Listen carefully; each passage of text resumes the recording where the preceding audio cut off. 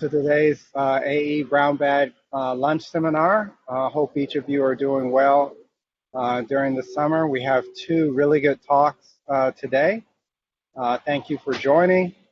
We will, as we go through the talks at the end, we'll have a chance for Q&A. There are a couple of ways to do that. One of the easiest ways is to put something into the chat.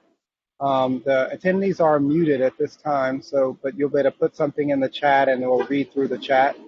If you're using a Chrome browser, you can likely request to go live as well too, in which case you can be seen and heard. So you can do that for Q&A, or you can put it in the chat and then I'll read them. So we'll have presentations first by Taylor Boyett.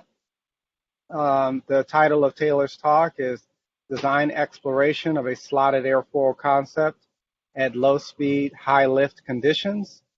Taylor's a great student here in AE, and her advisor is Professor Marilyn Smith.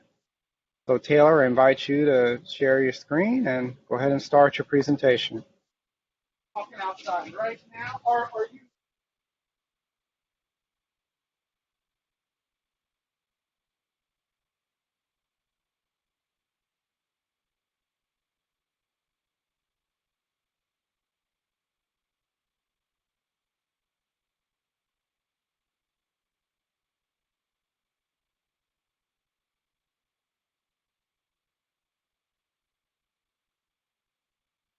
Sorry, one second.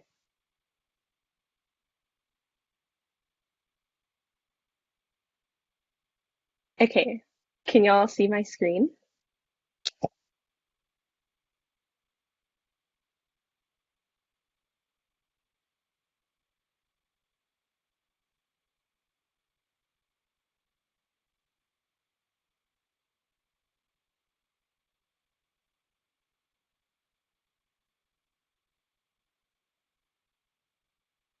Okay.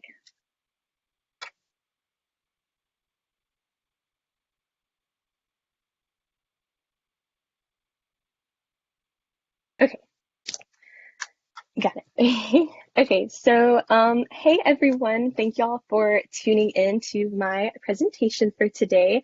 I will be going over a bit of research that I did last semester actually during an internship with NASA Langley. I worked with Brett Hiller and we worked on a project which is the slotted airfoil concept. So before I get started, just a bit of an outline for what I'd like to go over today. I have some background information on my research project, followed by the actual research exploration, and then some concluding remarks.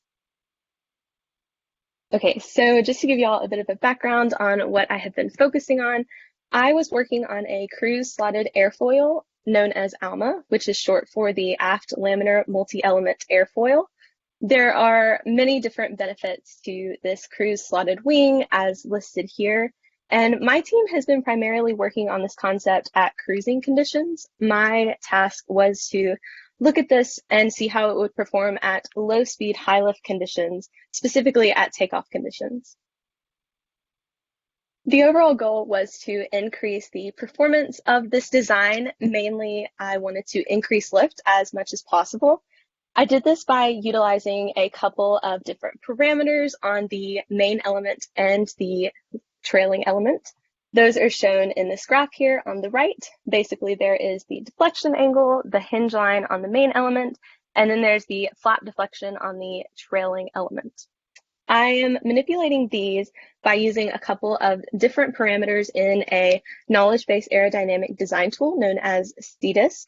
Mainly these are VC flap, which is for the main element, and then ME flap, which is for the trailing element. And just for reference, for pretty much all of my research, my takeoff test conditions were Mach number of 0.225, and then a Reynolds number of 14.4 million.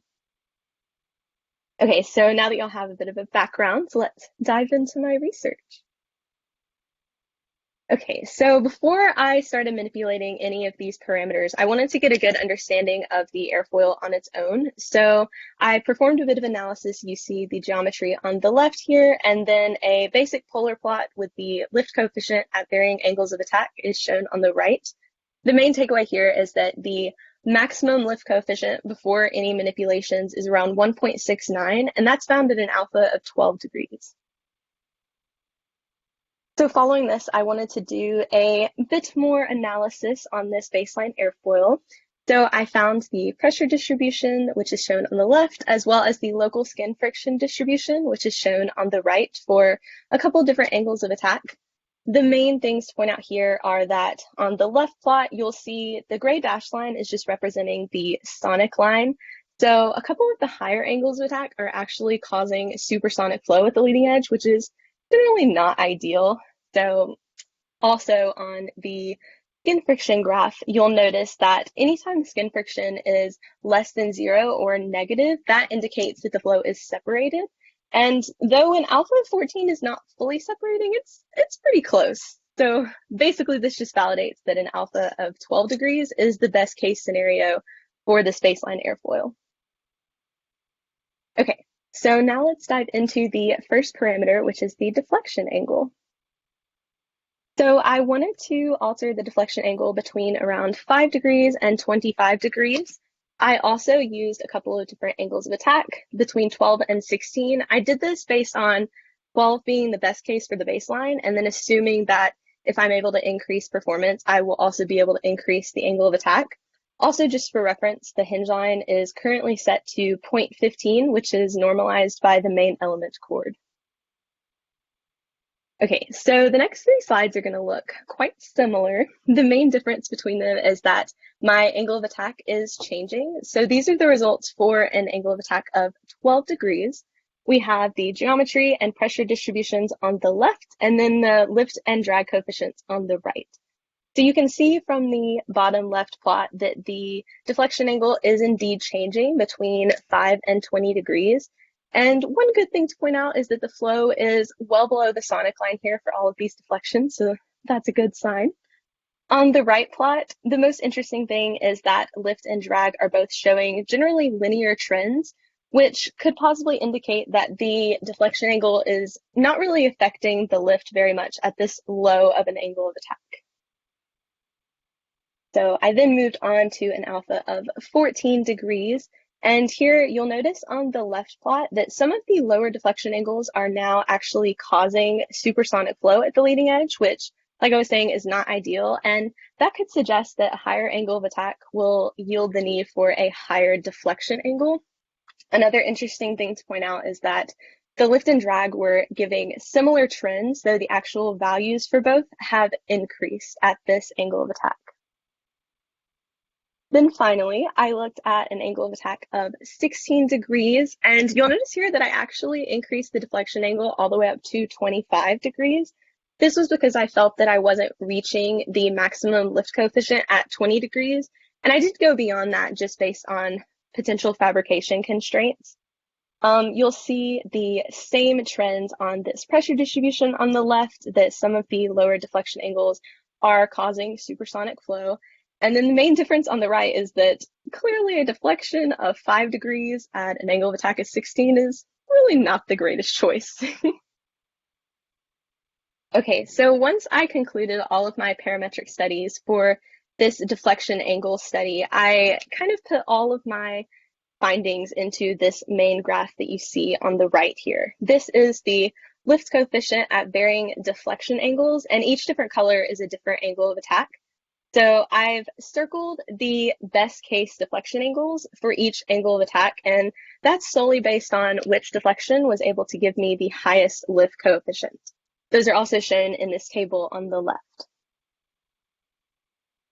So next, my overall goal in performing these parametric studies was, of course, to increase lift and also to figure out a way in which I could plug in a proposed design rule into the CDISC code, and that way in the future it could iterate on that code and come up with the optimum deflection angle without the user having to iterate between those deflection angles.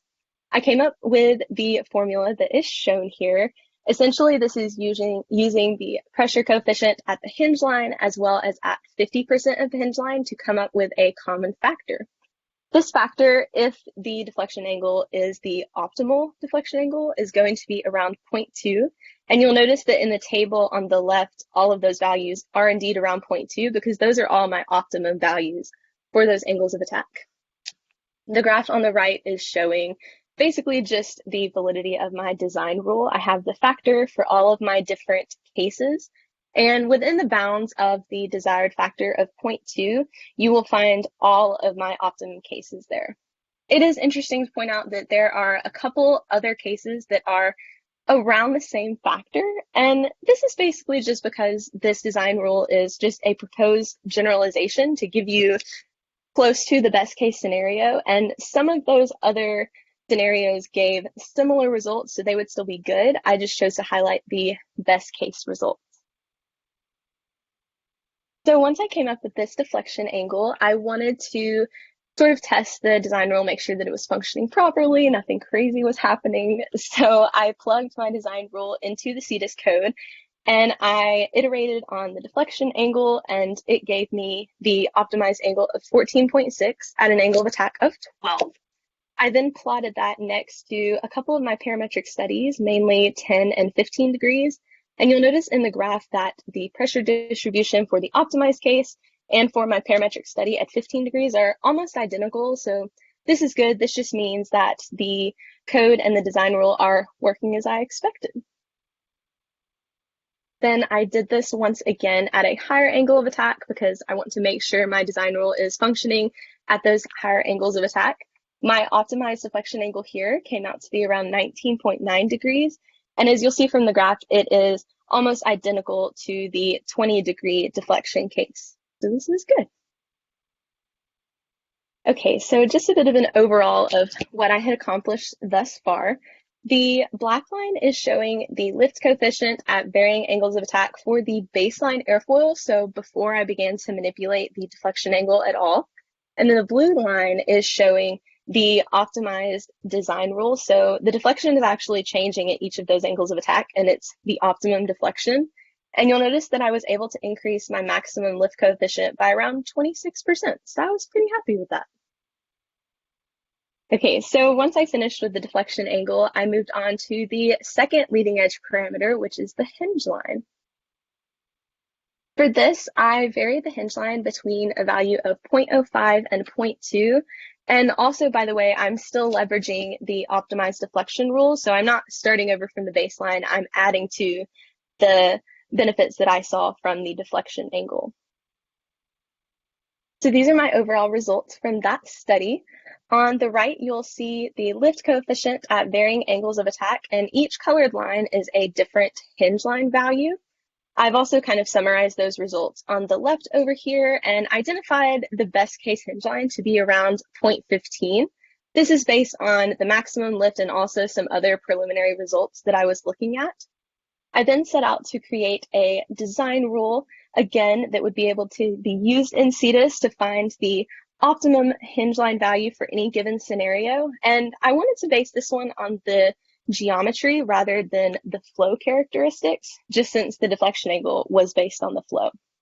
I came up with the simple equation of 15 times the leading edge radius, and though this does give a constant value of 0.15, it's important to have this rule for future scenarios where that hinge line may differ. Okay, so once I finished with the leading edge, I moved on to the flap deflection. So the flap deflection, first what I did was I varied it between 10 and 30 degrees, and I looked at the results with only manipulating that flap deflection and not changing the main element. And then once I kind of had an understanding of how this device was being used, I coupled that with my main element design rules to see what my overall improvement would be. So these are the results. As you can see from the graph on the left in the bottom, I am manipulating the flap deflection between 10 and 30 degrees, and the main element is being held constant. So the flow is definitely subsonic, so that's a good thing. However, if you look at the skin friction graph, the flow is completely separating for all of the flap deflections, which is not ideal, but this was mitigated once I coupled this with the main element design rules. So just for further analysis purposes, I also looked at the lift coefficient at these different flap deflections. and I found the preliminary results that a flap deflection of around 20 degrees was indeed optimal, just giving me the highest lift coefficient. So once I had a good understanding of the flap deflection, I coupled that with the two main element design rules. So these results here are utilizing all three parameters, and I have the lift coefficient at varying angles of attack, and the different colors are representing different flap deflections. So based on these results that are also summarized in this table, I found that a 20-degree flap deflection yielded generally the best case performance in terms of generating the most lift.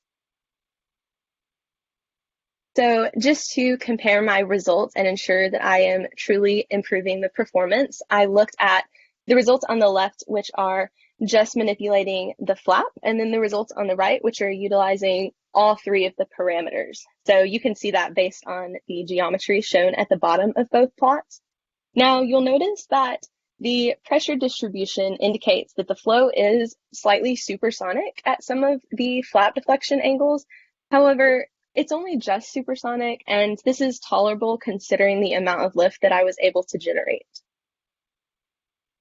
Once again, just further analysis here, I was able to mitigate the issue of the flow completely separating on the main element. So that was definitely a huge benefit to coupling the flap deflection with the main element design rules. Okay, so now that I've gone over my basic research, I'd like to give you all a bit of a summary of what I was able to accomplish. So this is kind of my research in a nutshell of what I have done. The graph on the right is showing the lift coefficient at varying angles of attack, with the blue line being the original baseline ALMA airfoil, and then the black line being my fully optimized case.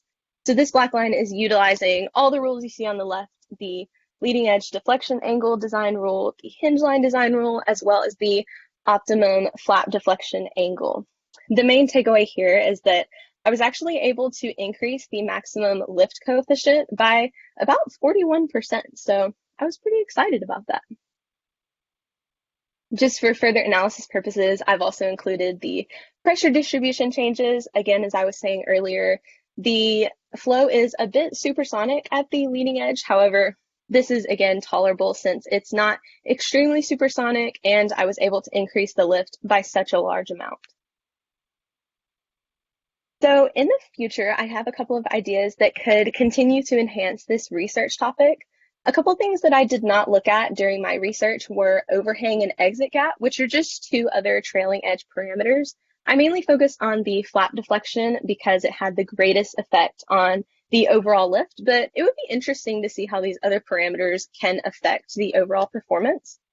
Another thing to point out is that my team at NASA is currently working on a new ALMA design, so it would be interesting to see how my design rules are able to hold up for this new design. And then finally, as I have been working on takeoff conditions, it would be interesting to see how the rules would need to be altered for landing conditions. So just as an overall summary of what I have been able to accomplish, I have the change geometries over here on the right plot. The blue is showing you the original baseline ALMA airfoil, and then the black is showing my fully optimized case. So we have the main element design rules in place and also the optimum flap deflection here. And then my main results listed just once again of the increase in lift that I was able to achieve. So with that, I just want to give an acknowledgement to the team that I was able to work with at NASA. They were a huge, huge help to me and were truly excellent. And also thank you to all of y'all for tuning into my presentation today. And let me know if you'll have any questions. Great. Thank you very much, Taylor. Awesome presentation. Thank you. Awesome. So let's see if there are questions out there. You can put your questions in the chat. I'll send an invitation. You can, if you're on a Chrome, you likely can join in and speak as well too if you want. But let's see what questions you might have.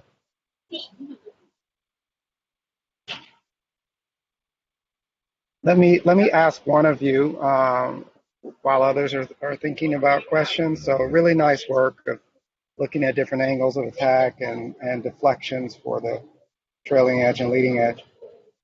You talked a lot about supersonic flow near the leading edge. Can you talk a little bit more about why that was something of concern and what is the concern that you have when you're seeing that? Yeah, that's actually a good question. So I think that my main concern was just that we had an overall idea of certain design constraints that I was looking to achieve. And also, it wasn't necessarily that I was trying to fully avoid the supersonic flow. It was that this airfoil concept is originally designed for cruising conditions. So we were looking to see how much we could change the performance or just in general how the performance would be at the low speed conditions. So ideally we wanted to avoid that supersonic flow just based on our initial thoughts of like how we thought it would perform. But the main goal, like I was saying, is just to increase lift. So it's not a huge deal. Yeah, yeah. Okay, great. And yeah, I think that the really rapid rise in pressure right after that supersonic region could help contribute to some of that separated flow you saw too. Good, Yes, very good. yes, exactly. Yeah, yeah. So there's a comment from William, says amazing, really liked how the optimized CL mainly utilized the dipped leading edge to maximize the angle of attack, especially at Mach 0.225. So I think the comment there is about the effect of the effectiveness of leading edge in increasing CL max, how effective that is, even comparing to trailing edge. Some of what I loved was the area of concern where the baseline airfoil was manipulated into a more optimized series for laminar flow. I had a question. Yes, who is this? This is Daryl. I wasn't sure how Hey, to raise Daryl. my hand. Hey, No, go um, for it. Go for it. yeah, I had a question. I posted in the Q&A, but I guess I'll ask that one and another one because it kind of informed my second question. So, what software did you use to run the cases? I think you briefly mentioned it. Could you kind of go over what that Oh particular yeah, program? yeah, as in like CDISC. I think Um, so. yeah, so it's basically the software that I used was actually it's called CDISC. It's a knowledge-based aerodynamic design tool, and I also was using computational fluid dynamics to create some of these airfoils, and the code was actually generated by a member on my team, so I'm not sure, it might not be as well known, but that's kind of what I was using. Okay, cool. And I'm not sure if you're Yeah. familiar with this, but you're in an optimization problem. You said currently the one criteria that you're kind of looking at is coefficient of lift or increasing lift. Right. Did your team or yourself ever consider using possibly reinforcement learning to automate the optimization problem? That's a good question. We actually haven't looked at that yet. This was kind of our first look at this airfoil design at the low speed conditions. So we initially just wanted to look at the parameters we had already set in place and knew we could manipulate, but that would be a good idea, something to look at in the future. Cool. Thank you for the presentation. Good job. Yeah, thank you. Okay, Taylor, we had another question. Is it normal for a small flat deflection to cause the flow to separate? What could have been the reasons for that if not? So for small deflections, there were some flow separation that you saw. But any ideas Yes. about what was causing that? Do we believe that? What do you think? So it mainly seems to cause the flow to separate when the angle of attack was increased. So the more you were increasing angle of attack, the more the flow began to separate. And I think that that is directly correlated with those pressure distributions we were seeing as the pressure was increasing and becoming supersonic at the leading edge of the main element. it would then cause the flow to separate.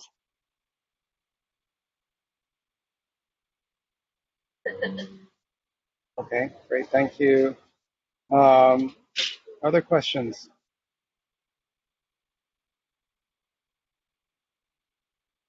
All right, if not, let's thank Taylor for her presentation. Nice job, Taylor. Thank you. Thank you for having me. No problem. So we'll have our second talk now. Our speaker for the second talk is Sabina Maranto. Sabina's talk, she has a long title. I'll read it. I'll probably mess it up. But it's validation of the gravity offset compensator for off-nominal orientation of chaser spacecraft for rendezvous and proximity operations experimental test bed. So the first talk was very much an aeronautics related talk, and this second talk is very much an astronautics related talk. So Sabina, I'll invite you to unmute and present. Thank you. Hello, thank you. All right. Hopefully you guys can see this. Yes, we can see it. Okay, sounds good.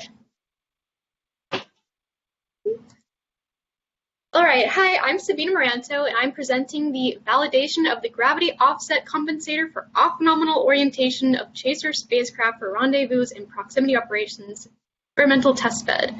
That's a long title for basically I'm doing a validation experiment. So I worked in the Dynamics and Control System Laboratory under Dr. Tsotras and undergraduate student Merrigan Dorr. So some background is I'm doing a validation experiment on a previously made gravity model. So previously researcher Kunal Ganoli came up with a gravity model for the experimental test bed of the lab I work in, and I'll tell you more about that in a moment. So in the laboratory, there is an autonomous spacecraft testing robotics operation in space location. Astros refers to both this specialized floor that I'm working on and this larger robot. There are two smaller robotic systems called Cosmos, and the reason why they have a super flat, super precise floor is because these robots move based on air pressure. So slight deviations in the floor, say the floor warps or dips, it will affect how these robots push out their air and control their movement. So the previous researcher, Ganguly, created a model to show the slope of the floor. So you see a brief diagram here. We have a 156 by 168 floor made out of epoxy.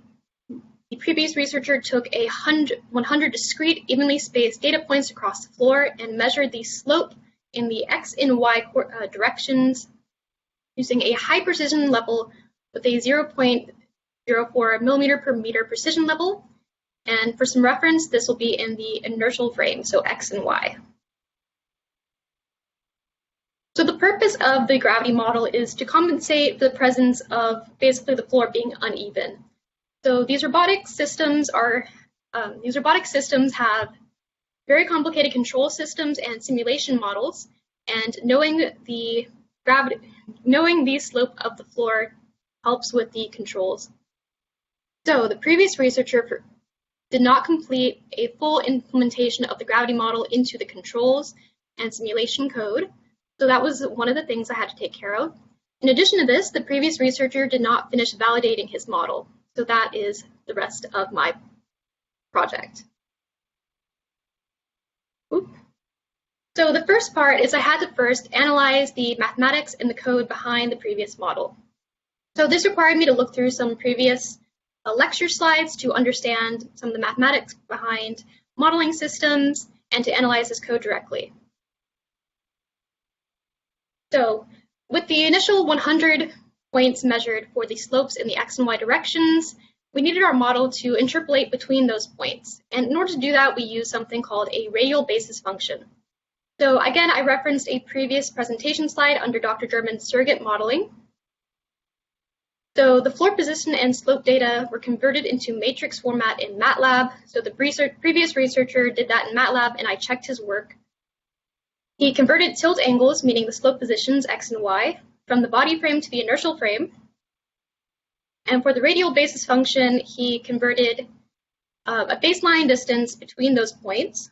You can also see it as r in the equation below. And he determined that an inverse multi-quadric radial basis function matrix was appropriate for the situation due to how x and y are not necessarily independent of one another, and this sort of radial basis function format counts for that. So essentially what a radial basis function does is it takes your points and interpolates between them. Oops, sorry, I'm a bit nervous. Let's see. The next point of mathematics was a ridge regression model, and that essentially enables you to come up with a variable and assign weights to different parameters when you want to interpolate between points. So what the previous researcher did is he took 14 different discrete locations on the floor, and he came up with a resultant tilt angle, meaning he combined the x and y slopes of the floor and calculated them as true values, compared using the ridge regression values as the estimated values. And he tuned a variable called a ridge variable to slowly get closer and closer to the true values and minimize error between approximate meaning modeled values and the real values of the floor.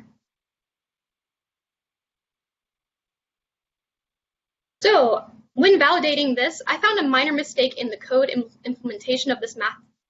So the previously mentioned radial basis function was saved into a file called interpolation.mat, whereas the ridge regression, which you can think of as an updated version of the radial basis function, was saved into interpolation ridge regression mat. So when I analyzed the code, I noticed in the main code, it called upon the wrong file. So to fix this, to continue validating the rest of the gravity model, I just switched the two files around to continue. But I wanted to make note of this because for a validation experiment, I want to make sure I'm staying as true to the code as possible. Also, I found room for improvement. There were a couple of things that were hard-coded, and for these modeling systems and control systems, they should be treated as parameters inside Simulink, which is part of MATLAB. So initially, the gravity model initialized a gravity vector, and that shouldn't be done every single time. You're calling code that doesn't have to be called every single time. The same goes for a Cosmos mass vector, and a reminder, Cosmos is one of the smaller of the two types of robotic systems in this laboratory. So one of the problems with hard coding the Cosmos mass vector was that it would limit the gravity model to only be used on the smaller of the robotic systems, when we want the gravity model to be used in both the larger and the smaller robotic system. So instead, this should be used as a parameter rather than as a hard-coded approximation. But overall, the mathematics and corrected code appear to be accurate, but this is just overall checking the math and code, but we still need to provide experimental data to really see if the gravity model is correct. So the main part, integrating the gravity model with Cosmos and Astros. Those are the two robotic systems. So one of the things I did is I had to first finish implementing the previous researcher's gravity model into the controls and simulation programming for these robotic systems. So I created a function called gravity wrapper, and essentially I copied as much as the original model as I could so I can stay true to validating the original code. I changed a few things as there were some parts that didn't match. For example, the rotation of the inertial frame to the body frame from the original code was not appropriate for the current controls model. It might have been in the past when the previous researcher made this code, but there was a new updated code, so I just had to remove the rotation. Additionally, I set the inputs equal to each other. They had renamed them since the original researcher wrote his code. I also converted the output vector from his code from a 3-element to a 2-element vector. And what that means is originally the previous researcher's code had a 3-dimensional, say, X, Y, and Z output vector, whereas the controls and simulation code was expecting a 2-input vector, say X and Y, not Z. because the robotic systems care more about physical location rather than vertical location on the floor. Additionally, I fixed that interpolation mistake that was found earlier, and that is mostly how I adjusted the model to fit inside the control system for these robots. Additionally, I created what are called heat maps and a floor gradient vector field so I can better visualize the actual gradients of this epoxy floor. On the left, you can see the X and Y heat maps. The graphs show Y positions being along the bottom axes and the X positions being along the vertical axes. So you can see along the map where there are hills and where there are valleys, and then in the gradient on the right, you can see more directly with the smaller arrows where there are peaks and valleys on the floor. So for the validation experiment itself, the first option was to do a free-floating experiment with a smaller robotic system called Cosmos. The original gravity model used the Cosmos approximated weight, so I wanted to keep it as true to the original model as possible. So the initial implementation was for Cosmos simulation and for controls. So what that means is I could put the robot on the field, have it free float, don't tell it to go anywhere, it just floats so that it moves where gravity tells it to go. And then in the simulation, I can input the exact same starting position and see where the simulation says Cosmos should go depending on gravity. So that was the original idea behind the experiment. If it worked across different points along the floor, it would mean that the gravity model was a success and therefore validated. So in order to track motion, there was a specialized spatial camera system. Also, I would compare the error between the simulated model and the real results and analyze to see if the error was small enough to, again, validate the gravity model. I created a script called test gravity model script to further implement this in the code. I didn't include this in this presentation because that's too much code to go over, but essentially the code does this aspect. So here are 6 examples of Cosmos free-floating trajectories predicted in the code previously mentioned. So I had Cosmos start from different positions around the floor, and their starting positions are usually these red beginnings. Sometimes they would imaginarily trail off the edge. In real life, they would hit a wall. So ignore the part where they go off the edge, but you can see that at different points along the floor, the robot would want to go in different locations according to the slope of the floor. Again, the vector field Y position, it would be on the horizontal axis. Also, a slight difference that I found was that the origin of this floor had shifted over time. The previous researchers was slightly shifted off compared to the new controls and simulation origin. So I simply had to shift the horizontal values over. That's why you can see them as negative values in here, when in more recent projects, they might be seen as positive values on the horizontal axis. So for the Cosmos validation experiment, I ran a few trials to collect data, but what I wasn't expecting was that Cosmos was so light, it didn't have enough inertia to overcome deep scratches in the floor. So the robot went in unpredicted directions. This doesn't mean that the gravity model was incorrect, but it does mean the gravity model did not account for deep scratches in the floor. You see, the level lies on the surface of the floor, so it calculates more gradual slopes, not sudden deep cuts.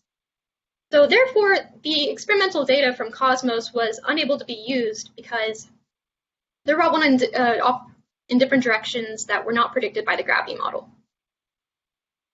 So those results were inconclusive. So, I thought, what should I do next? I can't just give up. So I decided to go on to the larger of the 2 robotic systems, Astros. It's much larger with more inertia, so perhaps it would have a larger resistance to changing in motion or momentum due to the sudden scratches in the floor. Again, these robots run off highly sensitive air pressure systems, so these scratches make a huge difference. So the larger of the 2 robots, Astros, you can see in the upper right corner, it has a larger inertia with a mass of roughly 410 kilograms. So that's a lot. That's a lot different from the Cosmos, which can be easily picked up by, say, an adult. So the theory was that the larger robot would be more resistant to changes in momentum, and that Astros also had an ability to calculate the force of gravity independently of the gravity model. This is more of a recent update that came after the gravity model was produced. So Astros is able to calculate the force of gravity as sort of a disturbance in its control system. And after filtering through noise, we can analyze the force of gravity directly from Astros. So a new experiment model was created. Essentially, put Astros in different locations around the floor, see where it goes, track its position, take the force of gravity along those different trajectories, and compare it to the model version of it. Overall, the design of the experiment was to take the two norm error of the measured force of gravity compared to the gravity model expectation, and I have the equation below. The two norm error essentially means we took the error in both the x and y directions and we combined them into a single term. And I also included the code for this in the test gravity model script. Let's continue. So for the Astros validation experiment, we initially put Astros in the center of the floor. We had it calibrate for 20 seconds, and those 20 seconds are not graphed on here. I removed them. We had it calibrate for 20 seconds, and then it was left to free float around the floor as much as it wanted. And we ran it for about a minute after that initial 20 seconds. You can see here the blue line is the gravity model's expected force of gravity in the x direction, whereas the yellow line is the experimental force of gravity in the x direction after filtering. They're fairly similar, but a little off, especially in the beginning. We have roughly 0.3 compared to 0.5. That's a little bit of a difference when it comes to force of gravity, but they do intersect later on, near around 56 seconds. So it wasn't exactly a great model from this example alone, but when we look at the y component of gravity, we have the modeled or simulated version in the red or orange line, and the purple is the experimental for the same component. Those match a lot more closely, but there's still an issue at the beginning and at the end of the experiment. Continue. So when I computed the error, and remember the error takes in both the x and y components, the error is fairly significant. It's above 0.2 for the first 35 seconds, and it decreases and then suddenly shoots up again at the end of the experiment. This doesn't really make sense for a gravity model, so perhaps there was something else that went wrong with the experiment. However, we need more data to figure out if it is truly an issue with the gravity model or perhaps an issue with the measured gravity force, how that was measured. More information about that later. So the validation experiment for Astros, there was only one trial successful for data collection, and that's kind of insufficient for a full validation experiment. We need many trials with Astros in other starting locations around the floor. Also, it was true that Astros was less influenced by scratches. Perhaps the scratches are why there was such large error at different times as Astros moved along the floor. But overall, the results were inconclusive. And what we really needed to do to fully validate the gravity model was to have an accurate Astros simulation model prepared with the gravity model implemented and have, again, a free-floating experiment comparing the actual trajectory of Astros compared to the simulated trajectory of Astros. Unfortunately, a full Astros simulation model is not prepared, and it extends beyond the scope of my research project. But as far as the gravity model, it is prepared for that Astros simulation once it is completed. So essentially, due to hardware issues and software needing to be finished, the validation experiment of the gravity model is unable to be completed at this time, but it is prepared for the future.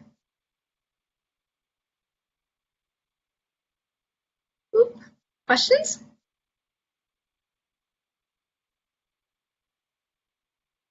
All right, great. Thank you very much, Sabina.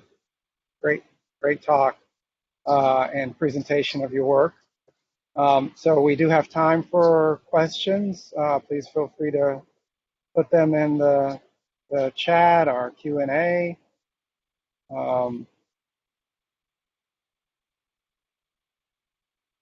All right, so there's a question from William. And it says, apologies, I seem to have not not have grasped some coding that I only briefly saw. From what I saw, in the y-axis, gravity was soft-coded, hard-coded for input as 9.8 meters per second squared. Does this imply the system only works for near-Earth applications, planetary models that follow it? So I think it's really about the acceleration of gravity used. Yeah. So essentially, yes, I did notice that the gravity was hard-coded into the model. And I don't believe this is the most ideal way. Essentially, the gravity should be modeled as a parameter in a Simulink model. So that's where it was in the code. And it was one of the recommendations for improvement I included. But yes, it was hard-coded, and I believe it should have been used as a parameter instead. So I wrote it down as an improvement, but from a validation standpoint, it didn't invalidate the model, because currently the model applies to a specific floor on Earth. But the laboratory system itself tests controls for simulation in space, but the floor itself is specific to Earth. I don't know if that answers your question, but I hope it did. I can also show the code again if you want. Feel free to chime back in, William, if you'd like. Sabina, I did want to say, one of the amazing things about what you've done here is I thought it was, awesome the way that the skill you developed to go in and find the minor errors that were there. I mean, just being given a code that someone else has been developed and find the errors there. And then also although they were minor, they were important, especially for the validations you're doing, and also to identify a place where there's an inefficiency that you could resolve. So the ability for you to find those issues and to resolve them within the scope of this work was, an impressive skill to have. So I wanted to note that for you. Well, thank you very much. Going through the code was the longest part of the program, or longest part of the project, because every line there could be a different variable name or missing a comma. It took a while and most of my time.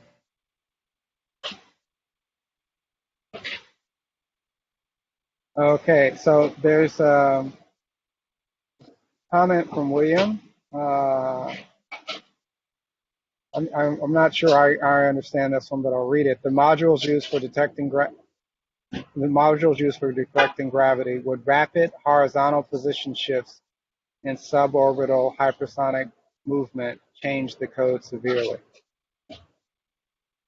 So, to answer your question, I am not entirely sure. The scope of my project was limited to the floor itself, but for the more advanced control systems of the Astros and Cosmos robotic systems, I believe they do have ways of interacting with different situations, but that's not really what I was focused on, but I can probably find out for you in the future. For example, is this from a forward GPS satellite system, then the radio detector system attached might not update quickly enough? Yeah. This gravity model is specific to this one floor. The previous researcher came in and took individual measurements along 100 discrete points on a very specific floor. So one of the research projects for the robotic systems themselves is another gravity modeling system to be able to handle different gravity parameters. But this research project was specific to this one floor. Okay. And there's a comment from Daryl. The inverse radial basis function looks like Euclidean distance between 2 points. Is that so? Yeah, I'll share my screen again real quick.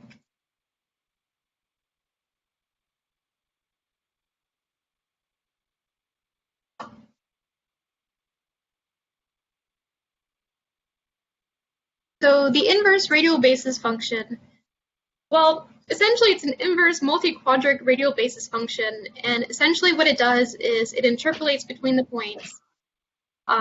It also has a weighted system, so there can't be that many sharp peaks or valleys in between points. And the radial basis function essentially allows the researcher to, or the gravity model, to guess what the slope might be between each of his 100 discrete points. But in terms of the question, it's similar to that, but one of the differences is that it uses weights and a ridge regression factor to iteratively produce more accurate results. And I didn't write the equation for this part right here because it was a bit more complicated, but essentially it uses a weighted function and it uses a ridge factor, often written as a lambda, to adjust those weighted values and smoothen the curve in between points. Also, this version of a radial basis function is specific for when the variables might not be independent of one another. A bit more about that, I guess. But that's one of the main reasons why this version was chosen. I believe there were 4 or 5 different radial basis functions that could have been chosen by this researcher, and based on the input parameters we had and the fact that the x and y positions might not be independent from one another, this was the optimal choice.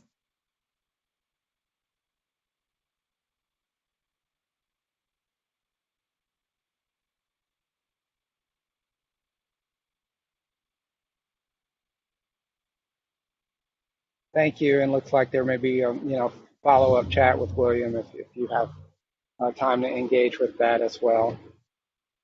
Oh, Yeah, I can. Anyone here? I think before we go, I just did have another question too. So, I think you mentioned the floor was epoxy floor. Is that what it was?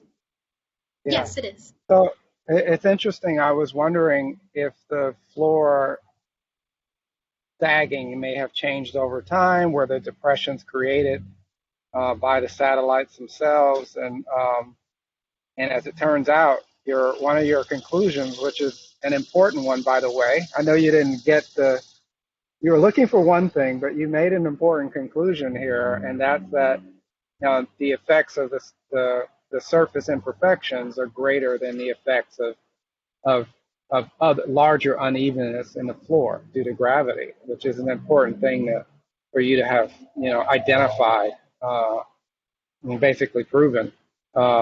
It did make me wonder if there had been any talk about resurfacing the floor or doing something to deal with the scratches that are there. Yes, so that is one of the concerns that the laboratory's been having recently, is about, well, one, the floor slowly sinking over time, and then also all the scratches we've had from just using it over the years. We have been discussing trying to make layer a new floor so it can be even more flat, but we don't yet have an exact time for that. We were considering it this summer, but it might be in the next year or so. It depends on funding, but we are considering resurfacing the floor. Yeah.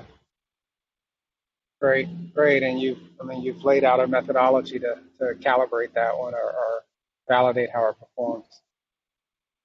Okay. Can you guys hear me? I can. Yeah, we can hear you now. Yes. Okay, awesome. So yeah. First of all, a great presentation, Sabina. I thought that was as Dr. Ruffin said, just the way you're able to find those minor edits to improve the model was really impressive, and it's definitely something I wouldn't be able to do. I did have a question though. So I know for your initial model for the epoxy floor, you had 100 discrete points on the floor. I was wondering why that number of points were chosen as opposed to, let's say, 1,000, and maybe that would have improved your accuracy, maybe. So I was wondering what was the reasoning behind that. Yeah, so when I was analyzing the previous researcher steps, I wondered if 100 points was accurate enough. And considering the size of the floor and the measurement restraints of the physical level, this is a physical in-person tool, the floor isn't really big enough to do 1,000 separate different points, for example, 1,000. But 100 points, it is a little bit tedious, but it is possible to take enough measurements on the floor using this. I think more than that would be a little bit hard to do, like realistically, using a physical level. Maybe if there were a machine that could take more accurate leveling measurements around the floor, it would be better.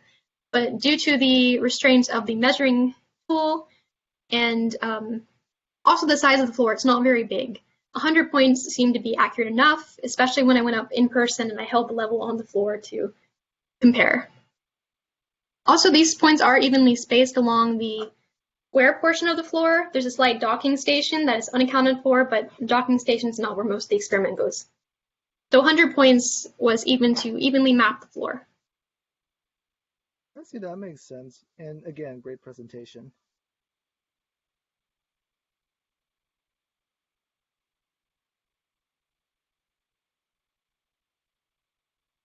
Okay, great. And then the last question I see, do you have a sense of the scale of the scratches in whatever? I think it's probably some very tiny fraction of millimeters, but how big are they?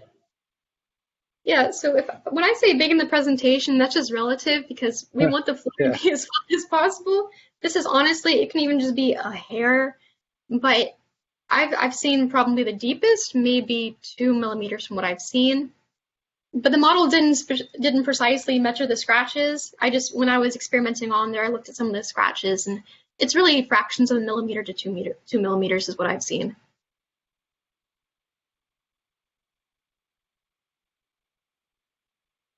Great. Okay, all right. So that concludes the presentations here. I want to say thank you again to Taylor and Sabina for presenting your work. I want to say thank you to each of the audience members as well for listening. Hope you were learned, inspired, and thanks for the great interaction. Everyone, have a great day and take care.